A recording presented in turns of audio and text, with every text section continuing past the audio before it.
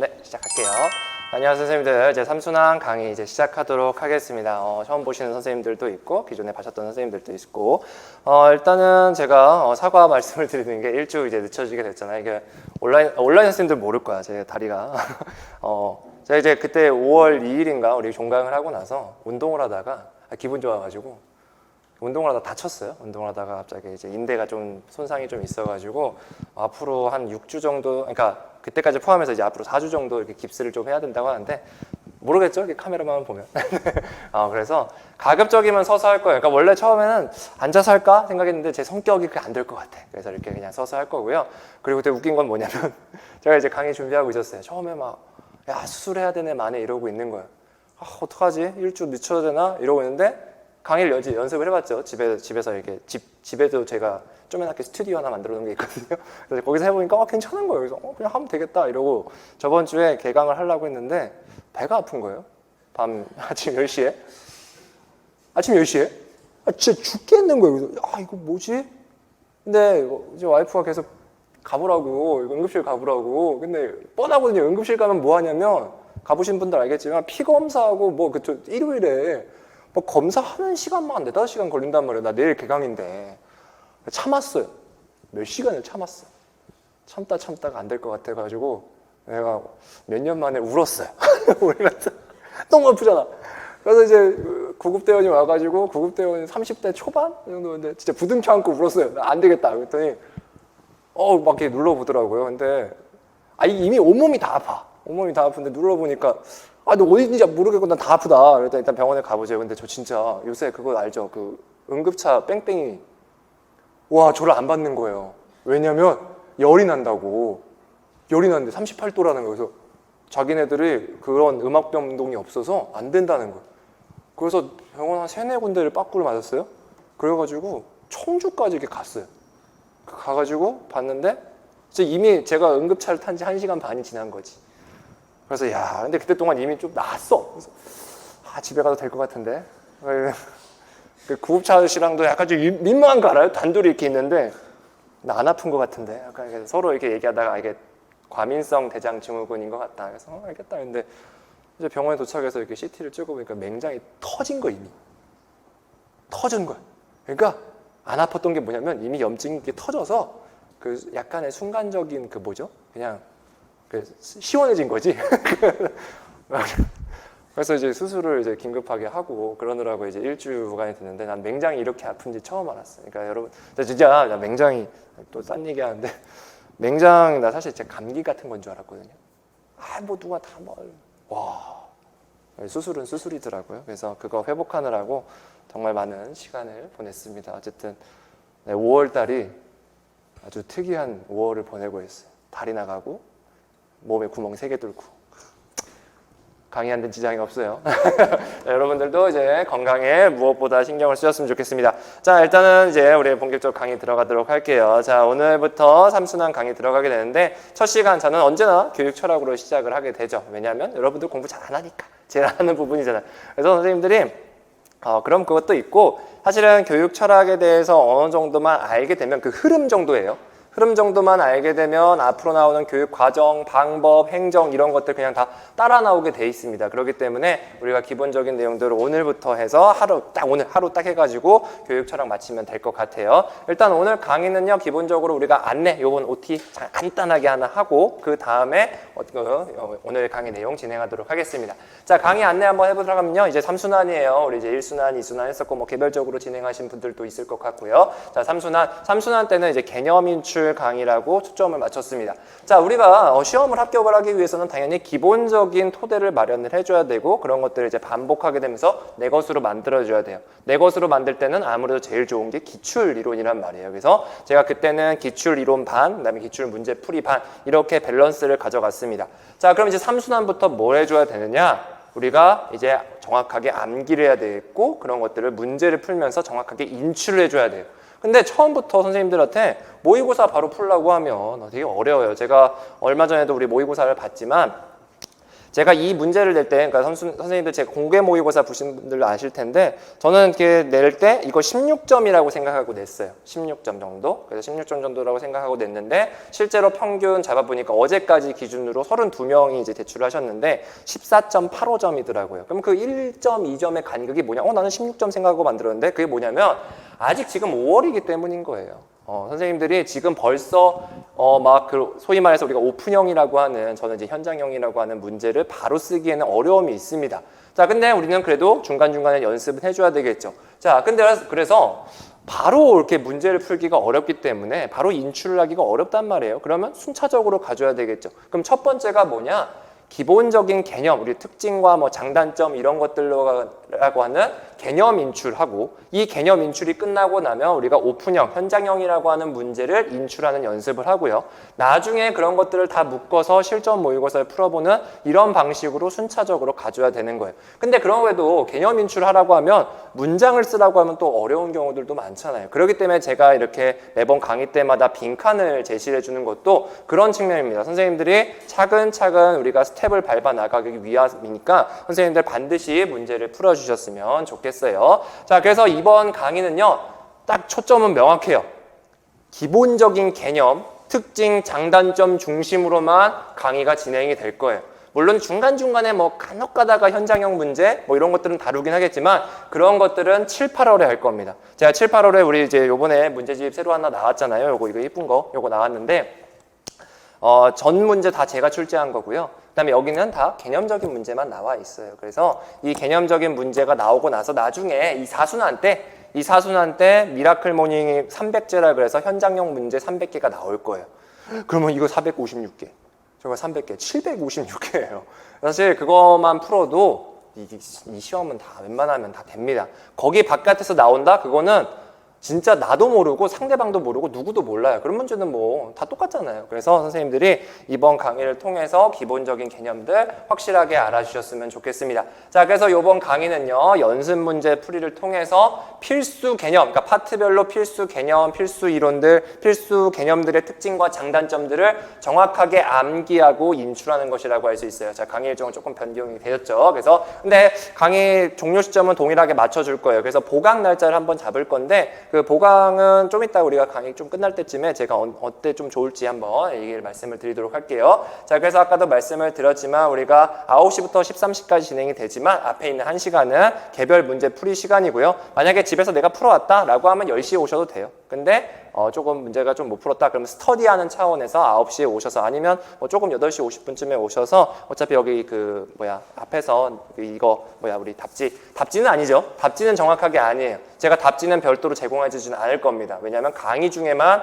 들으면서 쓸 수 있도록 할 거예요. 그래서 그런 부분들 선생님들이 강의를 들으시면서 빈칸을 채워주시면 될 것 같습니다. 문제는 이제 핵심 개념 4, 5, 6이 돼 있는데, 자, 그러면 이 문제집을 어떻게 활용하면 좋느냐라고 하면요, 비단 요번에 이제 우리가 요번에 어떻게든 계속해서 그 공부를 하면서 이거를 이제 이것만 좀 할 수는 없잖아요. 선생님들이 가지고 있는 기본서들이 있을 거예요. 뭐 제 교재가 됐든 아니면 선생님이 그냥 가지고 계신 기본서가 됐든, 그런 것들을 보면서 어차피 파트별로 나와 있으니까 그 파트에 해당되는 문제들을 풀어주시면 됩니다. 제가 어떤 특정 파트에 막 엄청 쏠려 있거나 어떤 이론에 막 3, 4개씩 낸 게 아니라 가급적이면 이론당 한 문제씩 냈어요. 근데 정말 중요한 이론 같은 경우에 뭐 2개 정도 냈지만, 어쨌든 기본적으로 한 이론에 하나 정도씩 이렇게 매칭을 좀 시켜놨습니다. 그렇기 때문에 선생님들이 456개를 풀면 우리가 웬만한 이론들은 한 번씩은 다 다뤄보는 것이라고 할 수가 있어요. 그래서 그렇게 범위별로 기본서를 보면서 그 범위에 해당되는 문제들을 푸시면 됩니다. 우리 정말 기본적인 방법인 거죠. 한번 내용 보고 문제 풀이하고, 어떻게 보면 이거는 공부에 왕도가 없다고 하지만 왕도인 것 같아요. 제가 볼 때는 그냥 선생님들이 기본 내용도 숙지하고 우리가 인출하는 방법이라고 할 수 있습니다. 자, 그리고 이제 답안을 작성하는데, 제가 이제 썼던 이 지금 해설지 빈칸 채워 있는 답안을 보시면 약간 조금 되게 건조해요. 그런 걸 알 수 있을 거예요. 정말 그냥 뭐뭐의 특징은 첫째 뭐다, 둘째 뭐다, 뭐의 장점은 첫째 뭐다 이렇게만 되게 간단하게 나와 있거든요. 자, 이론형 문제는 그렇게 답을 쓰는 게 맞아요. 제가 현장형 문제 쓰고 그다음에 실전 모의고사 제가 해설 강의를 할 때 큰 주제랑 연결시켜라 막 이런 얘기를 하잖아요. 그런 것들은 모의고사 때 하는 거예요. 지금 이론형 문제 같은 경우에는 철저하게 정말 묻는 거 위주로만 쓰시는 연습을 하는 겁니다. 먼저 이렇게 연습을 해나가고 그 다음에 현장형 문제를 미라클 모닝 풀어가면서 아 이런 식으로 큰 주제랑 연계가 되는구나. 그리고 마지막에 실전 모의고사를 하면서 4가지 소주제들을 이렇게 엮어가는구나를 연습을 해줘야 됩니다. 지금부터 막 큰 주제 생각하고요. 이거 도입 문장 써야지 이러지 마세요. 그냥 지금은 특징과 장단점 묻는 것만 되게 건조하게 재미없게 쓰는 게 핵심입니다. 대신에 정말 짧고 명확하게 쓰는 거죠. 그래서 이런 부분들 선생님들이 명심하시면서 답안을 써주셨으면 좋겠어요. 자, 일단은 그러면 우리가 첫 번째 시간부터 한번 들어가 보도록 해보겠습니다. 자, 그래서 기본적으로 우리가 강의가 진행이 될 거는요. 딱 이렇게 갈 거예요. 문제가 이렇게 나올 겁니다. 문제를 바로 푸는 경우도 있는데 이 문제와 관련된 이론과 개념들 제가 간단하게 또 설명을 드릴 거예요. 그리고 이번 강의에서는 필기는 거의 없을 거예요. 필기를 하더라도 제가 화면에 띄울 겁니다. 왜냐하면 30문제를 3시간에 푸는 게 그렇게 여유롭지 않아요. 그러다 보니까 최대한 빨리빨리 진행될 거고 그리고 이미 그 필기와 관련된 부분들 제 강의를 들으셨거나 아니면 그러지 않으셨거나 이미 다 돼 있어요. 선생님들 책에. 다 돼 있습니다. 여기서 더 추가시키면요. 나중에 그거 다 소화시키지도 못해요. 지금은 1월부터 4월까지 열심히 정리하신 그거에 이제 문제만 열심히 풀어주시면 될 것 같습니다. 다만 조금씩 뭔가 요거 내가 모르는 내용인데 라고 하는 사진을 찍던지 아니면 간단하게 작성해 주시면 될 것 같습니다. 자, 일단은 우리 첫 번째 문제부터 한번 보도록 할게요. 첫 번째 문제. 자, 교육의 어원과 관련된 부분입니다. 자, 교육의 어원. 우리 직접적으로 막 문제가 출제될 가능성이 엄청 높지는 않아요. 그리고 보시면 아시겠지만 제가 여기다가 이제 별표를 이렇게 쳐놨어요. 별표 이렇게 문제집마다 별표가 이제 3개가 있는 게 이제 제일 진짜 중요한 거. 정말 중요한 거. 그 다음에 별표 2개는 좀 중요한 거. 별표 하나는 그래도 조금 중요한 거. 그리고 별표가 없다고 하는 거는 안 봐야 되겠네가 아니라 그래도 기본적인 개념들이니까 그 정도 보시면 될 것 같아요. 그래서 제가 만약에 선생님들은 어떻게 공부할 거냐면 지금 5, 6월 달 우리 강의를 들으면서는 문제 다 풀겠죠. 그리고 그 중에서 내가 틀렸던 걸 체크하거나 아니면 하면서 틀린 부분들 중심으로 풀거나 나중에 가면 갈수록 별표 3개짜리 중심으로 풀어가는 거예요. 그래서 그렇게 하시면 좀 시간들을 줄여 나갈 수가 있을 것 같습니다. 자, 첫 번째 문제 교육의 어원입니다. 자, 교육의 어원 보기의 내용과 관련해서 교육에 관한 동양적 어원의 특징 3가지를 쓰라라는 문제였어요. 자, 우리가 교육의 어원하면 크게 생각하는 거 있죠. 교육, 교, 가르칠 교, 기를 육 있고 이게 동양적인 어원인 거고 서양에서는 에듀카레와 에듀케레 이런 얘기들을 많이 하잖아요. 자, 그런 걸 봤을 때 먼저 내용적인 부분들 동양적 어원들을 한번 봅시다.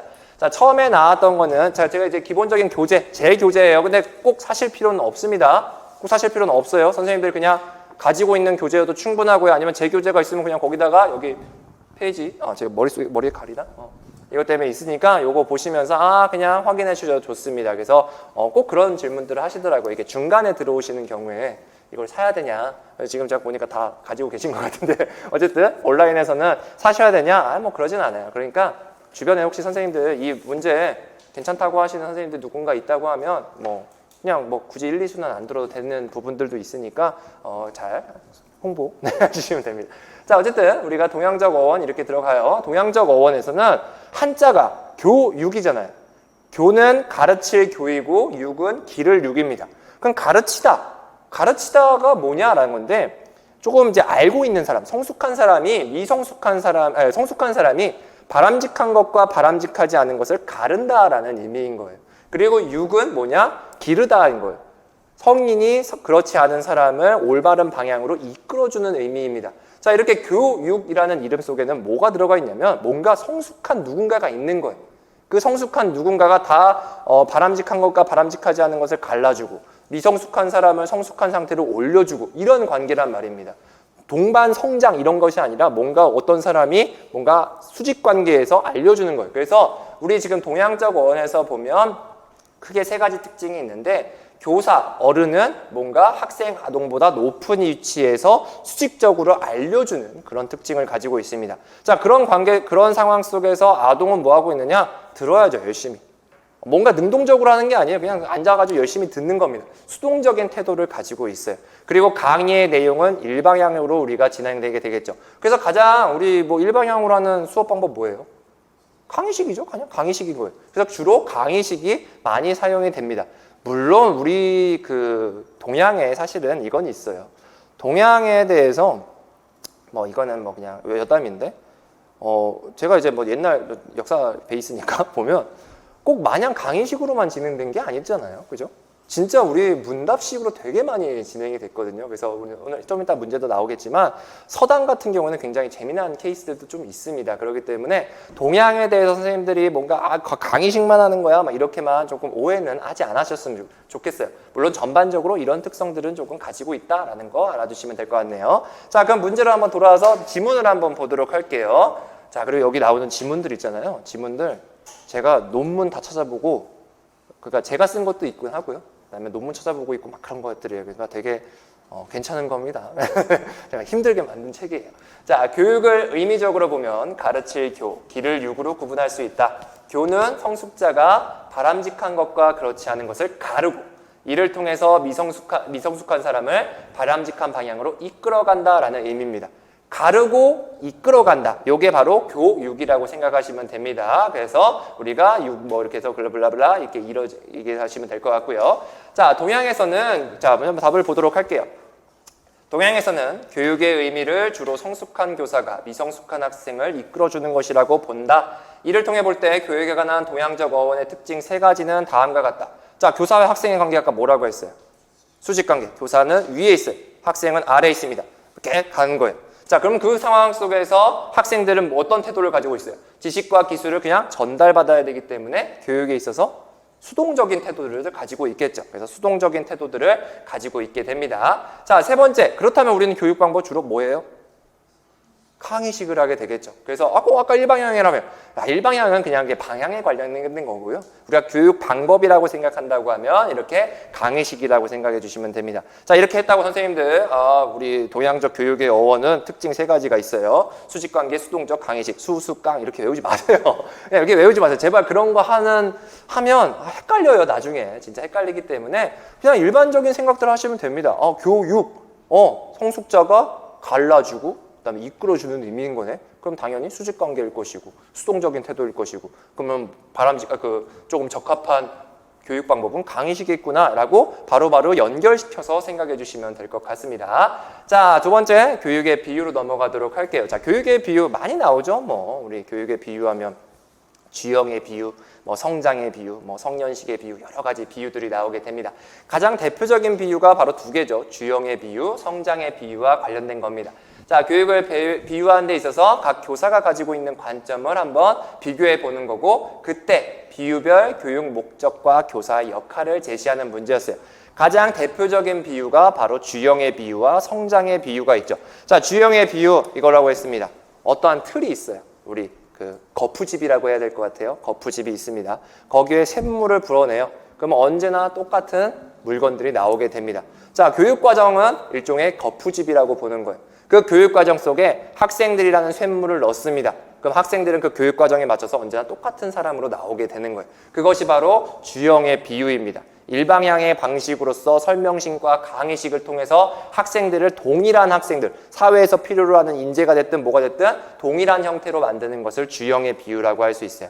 반면에 이제 성장의 비유는 뭐냐라고 보면 정원사가 꽃을 가꾸게 되는데 꽃마다 다 달라요. 어떤 꽃은 뭐 4월에 피는 꽃이 있을 것이고 어떤 꽃은 6월에 피는 꽃이 있을 거예요. 어떤 꽃은 매일매일 물 줘야 되고 어떤 꽃은 한 달에 한 번 줘야 되고 뭐 그런 경우들도 있을 것 같습니다. 그런 것처럼 학생들, 그러니까 꽃의 그 특성에 따라서 길러줘야 되는 방식이 다르듯이 학생들마다 그런 성격이 됐든 뭐 능력이 됐든 이런 것들 다 달라요. 그러면 그 학생에 맞춰서 해줘야 되는 교육 환경들이 다 다르단 말이에요. 그런 것들을 바로 성장의 비유라고 합니다. 이 성장의 비유에서는 일방향, 강의식은 별로 좋지는 않겠죠. 그렇기 때문에 뭐 협동학습이 됐든 문제해결학습이 됐든 여러 가지 정말 다양한 학습 방법이 되는 거예요. 이것뿐만 아니라 지금 제가 협동학습 문제해결학습이라고 썼지만 이것뿐만 아니라 정말 그냥 학생 중심의 수업이라고 하면 뭐든지 될 수가 있게 됩니다. 자, 이렇게 기본적인 2가지 비유가 있고요. 이것에 대한 대안으로서 이제 3가지가 나오게 됩니다. 자, 우리 볼로브, 이제 부버, 실존주의 철학자들이 얘기했던 건데 주형의 비유가 됐든 성장의 비유가 됐든 주인공이 누구냐는 거예요. 주인공이 다 교사예요. 주형의 비유, 교사가 만들어주는 거예요. 성장의 비유, 학생을 고려하는 것 같지만 결국에는 교사가 뭔가 환경을 조성하는 거란 말이에요. 교사의 역할들을 많이 설명해 줬어요. 그렇게 봤더니 그 학생은 어디 있는 거야? 라는 부분들이 생기겠죠. 그러면서 만남의 비유라는 것이 나타나게 되는 거예요. 교육이라는 것은 그냥 비단 교사가 혼자서 뭔가 만들어주는 것이 아니라 그 속에서 작동하는 그런 상호작용들, 만남에 초점을 두는 것이 만남의 비유라고 할 수가 있습니다. 예술의 비유도 약간은 비슷해요. 교육이라는 것이 이게 정말 그냥 단지 지식만 전달하는 것이 아니라 아름다운 과정이라는 거죠. 뭔가 말로 형언할 수 없는, 이리적으로 개념할 수 없는 그런 것들이기 때문에 우리가 예술가 같다라고 하는 것이 예술의 비유라고 얘기하는 부분들도 있습니다. 자, 이런 것들에 대해서 모두 까는 것이 있어요. 그것이 바로 이제 성년식의 비유에 피터스, 허스트 이런 사람들이 나왔던 건데, 야, 너네들 막 좋은 얘기 해봤자 결국에는 학생들을 바람직한 사람으로 성장시키는 거 아니야? 라는 거예요. 그렇게 됐을 때 이 피터스가 얘기할 때는 교육이라는 것은 학생을 문명화된 삶의 형식으로 입문시키는 거다. 성년식하는 거다라고 보는 것이 성년식의 비유다라고 얘기하는 것들도 있습니다. 자, 그래서 이런 대안적인 비유들도 있지만 우리가 시험에서 있어서 정말 이 교육의 비유의 메인 패러다임은 이 두 가지예요. 이 두 가지이기 때문에 시험에 나올 때도 일단은 제가 볼 때는 이 부분에 좀 더 초점을 둬야 되지 않을까라는 부분들도 있습니다. 자, 다시 한번 문제로 돌아와서 볼게요. 비유 한번 봅시다. 최 교사.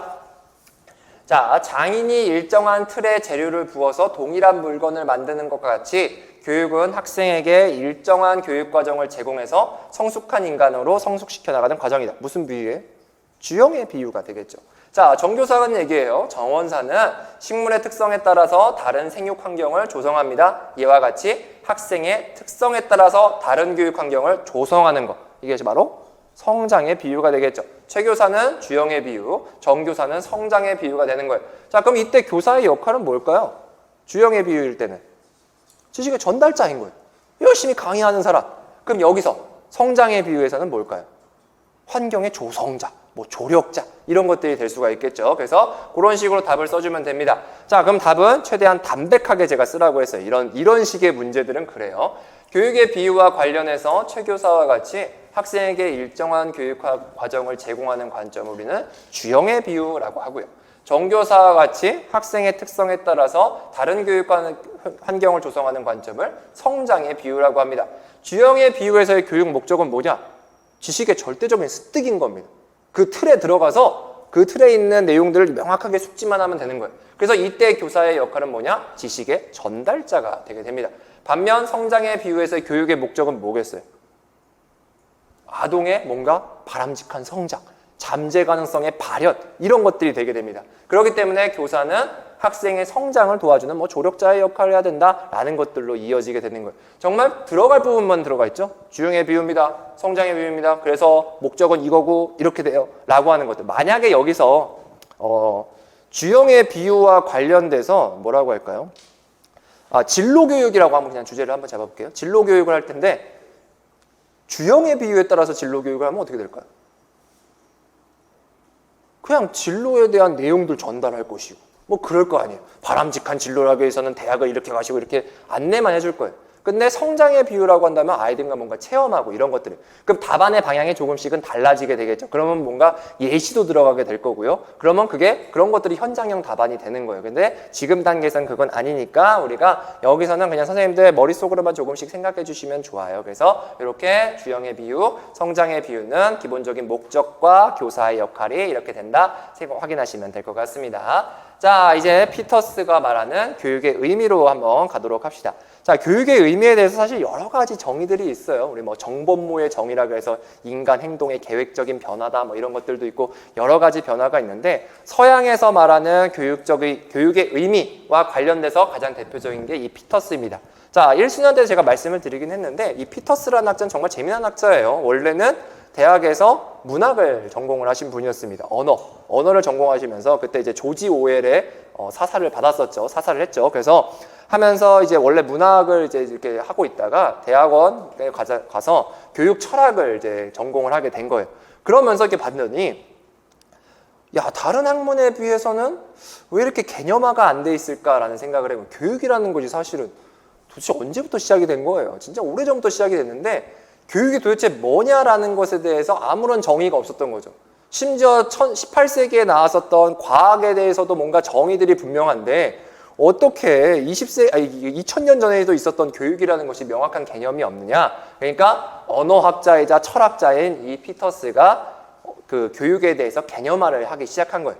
그러다 보니까 피터스라고 하면 굉장히 내용들이 어렵게 느껴지는 게 사실인 거예요. 왜냐면 이 양반은 정말 그런 건 언어적으로 뭔가 명확하게 분석을 하려고 했었던 거거든요. 그래서 막 규범적인 준거니 뭐 여러 가지 것들이 나오게 됩니다. 자, 그래서 피터스가 얘기하는 교육의 의미는 이렇게 정의를 할 수가 있습니다. 규범적 정의라 그래서 교육이라는 것은 내재적으로 가치 있는 것을 도덕적이고 온당한 방식으로 그리고 의도적으로 전달하는 것이다 라고 정의를 하고 있어요. 자, 그러면서 이 피터스의 정의를 보면 굉장히 재미난 부분들이 있습니다. 우리가 교육이라고 하면 교육이 뭐냐라고 하면 사람들이 뭐 바람직한 내용들을 뭐 가르치는 거요, 뭐 이런 것들을 생각합니다. 왜요?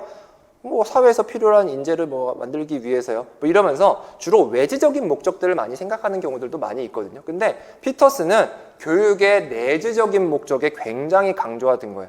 정말 교육 그 자체가 너무나 아름다운 겁니다. 뭐 학생들의 잠재 가능성 실현이라든지 아니면 그 속에서 오는 뭔가 즐거움이라든지. 그래서 피터스라고 하면 선생님들이 내재적인 가치, 내재적인 목적을 반드시 생각해 주시는 것이 좋아요. 그리고 이러한 내재적으로 가치 있는 것들을 어떻게 교육을 해야 되냐라고 했을 때 피터스가 얘기한 거 도덕적으로 온당한 방식으로 제시를 해줘야 된다라고 얘기를 하고 있어요. 그래서 피터스는 세뇌, 체벌 이런 것들에 대해서 굉장히 부정적이긴 합니다. 특히 세뇌에 대해서. 세뇌는 도덕적으로 온당하지 않다고 봐요. 그렇기 때문에 그거는 교육이 아니다라고 보는 거죠. 그럼 피터스가 보기에 저기 우리 북에서 이루어지고 있는 거는 교육이 아니게 되겠죠. 왜냐하면 정말 뭔가 강요만 하고 있는 부분들이 있잖아요. 그렇기 때문에 피터스는 내재적인 목적을 강조했고 그런 것들은 도덕적으로 온당한 방식으로 이루어진다라고 정의를 하고 있습니다. 자, 그러면 교육을 교육답게 하는 것이 뭐냐라고 하면 이 세 가지 준거들을 얘기해 주는 거예요. 규범적인 준거, 인지적인 준거, 과정적인 준거. 근데 바로 여기 속에 다 내용들이 들어가 있습니다. 자, 규범적인 준거 같은 경우에는 교육 목적과 관련된 거예요. 그러니까 내재적 목적과 관련된 부분들이겠죠. 교육이라고 하는 것은 바람직해야 돼요. 바람직한 내재적인 가치 있는 것들을 추구해 줘야 됩니다. 그것이 바로 규범적인 준거예요. 교육이라고 하면 규범적인 준거를 우리가 준수해 줘야 돼요. 그리고 그 교육 속에서는 당연히 그 교육을 통해서 내용적인 지식들을 함양할 수가 있어줘야 됩니다. 뭐 정의적인 측면 이런 것들도 강조되지만 기본적으로 이 피터스는 지식의 함양, 그러니까 교육 내용적인 측면에서는 지식적인 측면들도 굉장히 강조했어요. 그리고 무엇보다도 강조한 것, 바로 교육 방법은 우리는 도덕적으로 온당해야 된다라고 하면서 과정적인 준거를 얘기하고 있죠. 그러니까 피터스는 이렇게 규범적인 준거, 인지적인 준거, 과정적인 준거를 통해서 교육을 교육답게 하는 것이 무엇이냐, 교육이 무엇이냐를 정확하게 분석적으로 정의하는 거예요. 뭔가 우리가 기존에 있었던 정의들을 생각해 보여요. 교육, 가르칠, 기를 육. 되게 추상적이란 말이에요.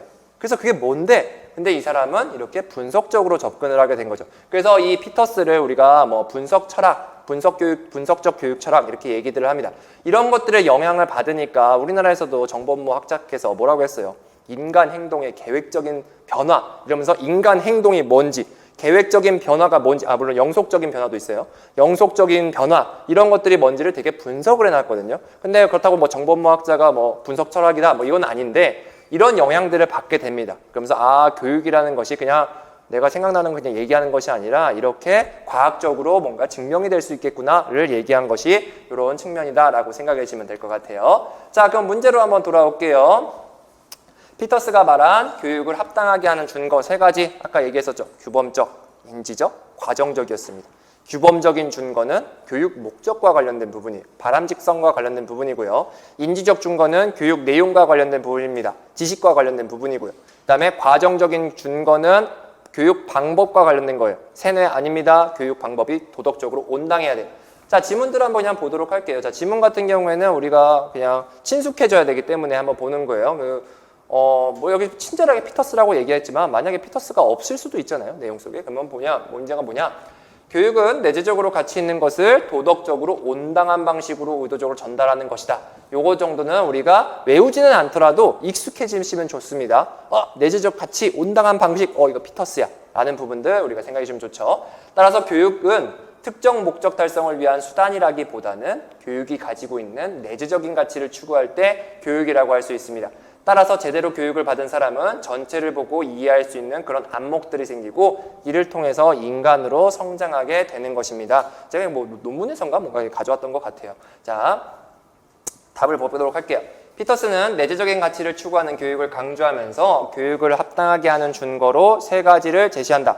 이거 약간 조금 사족도 있기는 합니다. 그냥 짧게 피터스가 말하는 준거는 세 가지는 다음과 같다. 이렇게 해주셔도 돼요. 최대한 짧게 들어가 주세요. 첫째 뭐냐? 바람직성과 관련된 거, 그리고 교육 목적과 관련된 거. 아까 이게 무슨 준거라고 했죠? 규범적인 준거에 해당해야 됩니다. 규범적인 준거. 규범적인 준거. 교육은 내재적인 목적을 가지고 있어줘야 되는 거예요. 자, 두 번째 지식과 관련된 것이고 교육 내용과 관련된 거예요. 인지적 준거와 관련된 부분입니다. 그러니까 저는 강의에서 막 인지적 측면, 정의적 측면 굉장히 강조하잖아요. 근데 이 피터스는 인지적인 측면에 굉장히 강조했다. 제가 더 낫나? 아니에요, 죄송해요. 네, 자, 피터스. 네, 그렇습니다. 자, 세 번째, 도덕성과 관련된 부분입니다. 교육 방법은 세뇌와 같은 방식이 아니라 도덕적으로 온당한 방식이어야 된다. 과정적인 준거와 관련된 부분이다. 라는 거 세 가지 꼭 기억해 두셨으면 좋겠네요. 자, 사실은 이 교육의 조금 일반적인 내용과 관련돼서 시험에 단독으로 나올 수 있는 건 바로 이거죠. 교육의 목적이에요. 교육의 목적은 제가 볼 때는 약간 조금 점수 준다고 생각하면서 출제자들이 이거 이렇게 내면 쉬울 거야 라고 하면서 낼 수도 있을 것 같아요. 근데 막상 시험장에서 그거 아시죠? 쉬운 문제 나오면 되게 당황스러운 거. 설마 이게 나왔어? 내가 알고 있는 거 이거 써도 되나? 라는 부분들이 있거든요. 나올 수 있어요. 특히나 내재적 목적과 외재적 목적은 그렇습니다. 자, 교육의 내재적 목적. 아까 뭐였어요? 피터스가 말한 거였죠. 내재적으로 가치 있는 거. 내재적 목적과 관련된 부분들 뭐 있어요? 참재 가능성 실현, 자아 실현. 뭐 그런 부분들 되게 좋은 것들이 있잖아요. 그 다음에 그냥 자아 실현 욕구 충족도 될 수 있을 것 같네요. 매슬로우가 얘기했던 외재적인 목적과 관련된 건 뭐예요? 경제 발전, 그 다음에 아니면 직업을 걷기 위한 수단 이런 것들이 외재적인 목적에 들어가게 됩니다. 자, 내재적인 목적, 다른 것을 위한 수단으로서 교육이 아니라 교육의 개념 혹은 교육의 활동 그 자체가 교육 활동 그 자체가 가지고 있는 목적이라고 할 수가 있습니다. 옛날에는 우리 그리스의 자유교육 시절에는 합리성의 발달, 지식의 형식 추구 이런 것들이라고 얘기를 했었죠. 뭔가 합리적인 인간성의 발달 이런 것들을 했었는데 지금에서 하는 것들은 약간은 잠재 가능성의 발현 이런 것들이 내재적인 목적에 많이 들어가게 돼요. 자, 외재적인 목적은 인간의 필요에 의해서 어떤 목적을 달성하기 위한 수단과 관련된 부분입니다. 경제 성장이 됐든 직업 준비가 됐든 생계 유지, 출세 정말 출세가 많이 들어가게 되죠. 우리나라 입신양명 이런 것들이 많이 들어가게 됩니다. 자, 근데 이런 것들이 어떤 한계가 있느냐? 인간성 파괴라든지 뭔가 학교 교육의 종속화 이런 본질로부터의 괴리라는 한계가 있어요. 자, 근데 제가 한번 말씀을 드렸죠. 뭔가 이렇게 하면 교육은 내재적 목적만 추구해야 돼 라는 부분들로 생각할 수가 있는데 그렇지는 않아요. 물론 내재적 목적이 학습의 지속적인 측면에서는 의미가 있기는 하지만 우리가 외재적인 목적의 장점을 완전히 없앨 수는 없거든요. 분명히 동기부여 측면에서는 외재적인 목적이 굉장히 강해요. 사실 저도 예전에 중고등학교 때 공부할 때 좋은 대학 가려고 했었지 제가 문제를 풀면서 선생님들 그랬어요? 모의고사 풀면서 야 우리가 합리성을 개발시켜야 되겠다. 수능 문제 풀면서 그런 사람 없잖아요. 그렇기 때문에 있을 수 있어요. 있을 수는 있겠지. 네, 한 번도 본 적은 없는 것 같아요. 자, 어쨌든 우리는 이 외재적 목적을 버릴 게 아니라 유의점 뭐냐? 외재적 목적의 한계가 있지만 사회 발전에 기여를 하거나 학생의 동기부여, 저는 이 동기부여 측면이 정말 강하다고 생각을 하거든요. 동기부여 측면에서 외재적인 목적의 의의도 분명히 존재하니까 우리는 내재적인 목적과 외재적인 목적의 조화가 필요하다라고 얘기를 하면 됩니다. 자, 이런 것들은 언제 조금 좋게 되냐면 우리 1차 말고 2차 때 있잖아요. 2차 때 선택하라는 문제가 나올 수가 있어요. 그래서 나오잖아요. 면접 때. 내재적 목적과 외재적 목적을 선택해라 라고 하면 그럼 선생님들이 꼭 뭘 하나 선택해야 될 것 같아. 근데 꼭 그러는 경우가 아닌 경우도 있거든요. 조화라는 것들도 있어요. 그렇기 때문에 꼭 그런 부분들 물론 아예 딱 선택해야 되는 그런 문제들도 있지만 나는 조화를 시키는 게 더 좋을 것 같은데? 그러면 조화시키세요. 그런 부분들이 있기 때문에 꼭 뭔가 양자택일을 할 필요는 없습니다. 그래서 이런 내재적인 목적, 외재적인 목적은 그런 식으로 조화를 시켜주면 될 것 같습니다. 자, 답을 보도록 할게요. 교육의 목적은 크게 내재적인 목적과 외재적인 목적으로 구분이 된다. 교육의 내재적인 목적이란 다른 것을 위한 수단으로서의 교육이 아니라, 자, 내재적 목적하면 요 단어는 그냥 외워주세요. 교육 그 자체다. 교육 그 자체. 내재적인 목적, 그냥 교육 그 자체. 물론 잠재 가능성 실험 뭐 이런 것들도 있지만 우리가 일단 먼저 외워야 될 거는 교육 그 자체가 그냥 목적인 거예요. 그 교육받는 거 그 자체. 그게 뭔지는 모르겠지만. 자, 예를 들어서 교육을 통한 합리성의 발달, 학습자의 자아 실현. 뭐 잠재 가능성 개발도 괜찮아요. 이런 것들이 이에 해당하게 됩니다. 자, 반면 교육의 외재적인 목적이란 뭐냐? 인간의 필요에 의해서 어떤 목적을 달성하기 위한 수단으로서 교육이 가지고 있는 목적을 의미를 합니다. 예를 들어서 경제 성장이나 학습자를 사회적인 인재로 육성하는 것. 저는 제 답안에서 외재적인 목적을 쓰라고 할 때 주로 사회적인 인재로의 육성을 많이 쓰거든요. 경제 성장, 출세 이런 것들은 답안에서 쓰기가 약간 제가 이렇게 어색하더라고요. 그래서 사회적인 필요에 의해서 사회적인 인재로의 육성 이런 것들도 어쨌든 외재적인 목적에 들어가기 때문에 선생님들도 답안에서 오히려 쓰기, 그러니까 공부할 때 편하기는 출세 이런 것들이 편하거든요. 근데 답안에서 쓸 때는 이런 부분들이 우리가 좀 더 쓰기가 용이를 하거든요. 그래서 이렇게 기억을 해주시면 좋을 것 같네요. 자, 이렇게 교육의 기본적인 내용들을 한번 살펴봤어요. 그리고 이제는 교육이 아직 있구나. 네, 우리나라 교육의 기본적인 내용들 좀만 더 보도록 합시다.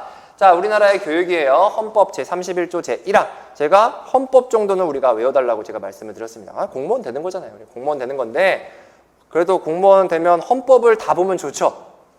공무원 될 건데. 근데 시간이 없잖아요. 그러면 교육공무원으로서 헌법 제31조는 좀 봅시다. 되게 어렵지 않거든요. 제1항부터 6항까지 어렵지 않기 때문에 선생님들이 거기에 있는 내용들을 어느 정도 숙지해 주시면 좋을 것 같아요. 헌법 제31조 제1항에서 확인할 수 있는 교육의 양대 이념을 제시하고요. 해당 이념과 관련한 교육 정책을 각 한 가지씩 제시하시오라는 문제였어요. 자, 우리가 그냥 헌법을 볼 때 헌법에서 이렇게 있구나. 모든 국민은 능력에 따라서 균등하게 교육을 받을 권리가 있고 의무교육은 어쩌고저쩌고 평생교육은 어쩌고저쩌고 그냥 이렇게 피상적으로 하는 것이 아니라 이 헌법 제31조 제1항에 있는 내용이 뭐냐라는 부분들을 살펴볼 필요가 있습니다. 자, 모든 국민은 능력에 따라 균등하게 교육을 받을 권리가 있다. 이것만 보면 뭐 같아요? 뭘 추구하는 것 같아요? 형평성? 공평한 거? 이런 걸 추구하는 것 같잖아요. 모든 국민에게 균등한 교육을 해줘야 되는. 근데 거기에 딱 들어가는 게 바로 이 능력에 따라예요. 능력에 따라. 그냥 다 똑같은 거 하는 것이 아니라 사람마다 다르거든요. 어떤 친구는 뭐 수학을 잘하는 친구 있고 어떤 친구는 뭐 체육을 잘하는 친구도 있고 어떤 친구는 뭐 미술 잘하는 친구 이렇단 말이에요. 그래서 그냥 이 친구들에게 모두 다 똑같은 획일화된 주형의 비유처럼 하는 것이 아니라 학생의 뭔가 성장의 관점에서 학생의 특성을 고려하면서 하는 것들도 들어가 있습니다. 따라서 이 헌법에서는 헌법 제31조 제1항의 두 가지 기본 가치, 기본 이념이 뭐냐? 형평성, 그 다음에 능력에 따라라고 하는 수월성이 들어가게 되는 거예요. 자, 제가 수월성과 형평성을 굉장히 제가 그냥 강의할 때 이게 기본 강의 때도 그렇고 강조하는 편인데 그냥 그래요. 저는 그 우리나라 교육의 양대 이념이 두 가지라고 처음에 배웠었어요. 대학교 1학년 때. 그리고 제가 이제 공직에 들어갈 때 면접에도 그걸 물어봤었거든요. 면접관들이 너무나 기본이라고 하면서 물어봤던 거예요. 그래서 선생님들이 기본적으로 교육에서 그 양대 가치가 있다. 수월성과 형평성이 있다. 근데 그것에 대해서 선택해보세요 라고 하면 뭐라고 하겠어요? 저는 형평성이 맞는 것 같아요. 저는 수월성, 같이 조화롭게 얘기할 수가 있는 겁니다. 그래서 그런 부분들도 같이 생각해 주시면 좋아요. 자, 수월성과 형평성 내용들을 한번 보도록 합시다. 자, 수월성. 자, 수월성은 뭐냐? 우수한 사람으로 인정되는 소수의 사람들이 보이는 능력, 즉 그들이 학업에서 보이는 뭔가 효과성. 이거는 약간 조금 의미가 와닿진 않아요, 사실은. 저도 지금 잘 안 외워지거든요, 수월성이라는 개념. 수월성은 뭐냐? 학생의 특성에 따라서 하는 교육.